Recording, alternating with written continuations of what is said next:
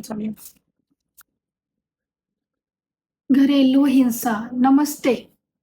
जैसे कि आपको मैंने पिछली वीडियो में बताया, मेरा नाम उमा है। आज मैं आपको घरेलू हिंसा के बारे में बताऊंगी। आज मैं ये बुक पढ़ रही थी तो मैंने सोचा कि चलो आपको डोमेस्टिक वायलेंस के बारे में बताऊं। ये एक्ट 2005 है, 2005 का। अगर कोई महिला अपने ही घर में शारीरिक या मानसिक रूप से किसी भी तरह से हिंसा का शिकार हो रही है तो कानून उसे सुरक्षा देता है। लेकिन आप डरिए मत, कानून आपके साथ है। आपके अपने आत्मसम्मान के लिए कदम उठाइए। तो चलो एक नई शुरुआत करते हैं। अगर आप भी इस किसी तरह से जूझ रहे हैं तो मैं आपको कुछ चीजें बताती हूँ। तो घरेलू हिंसा क्या होती है? सिर्फ मारना पीटना घरेलू हिंसा नहीं होती है।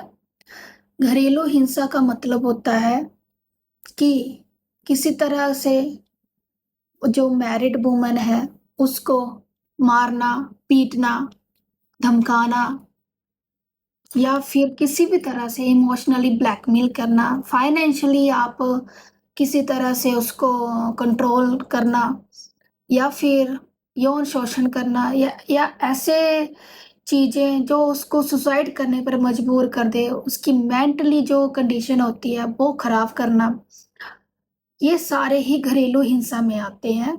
अब बात आती है, थोड़ा सा हम समझते हैं कि इसकी धाराएं। तो ये बीएनएस के 86 और 85 के तहत इसको रखा गया है, सेक्शन को।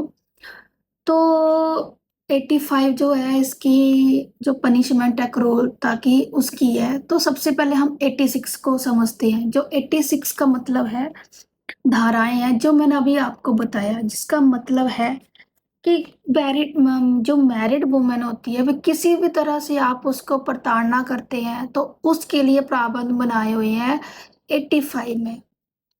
अब इसकी डेफिनेशन चलो लीगली लैंग्वेज में आपको नहीं समझाऊंगी, एक बिल्कुल सरल भाषा में समझाती हूँ 86 की लैंग्वेज। कि जानबूझकर आप पति या पति के रिश्तेदारों द्वारा एक मैरिड वुमन को तंग करना, ये इसके अंतर्गत आता है। क्रूरता के अंतर्गत आता है।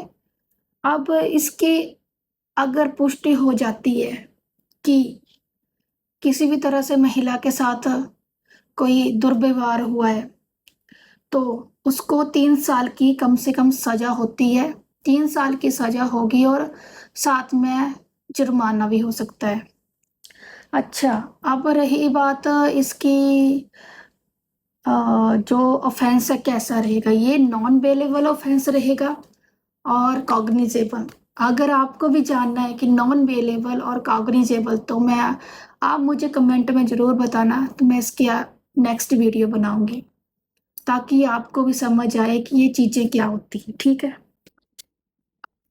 क्या आपको भी पता था कि जो मानसिक प्रताड़ना होती है, मेंटली टॉर्चर होता है, वो क्रूरैलिटी के अंतर्गत आता है?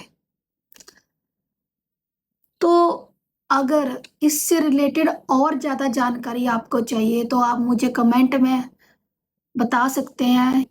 धन्यवाद।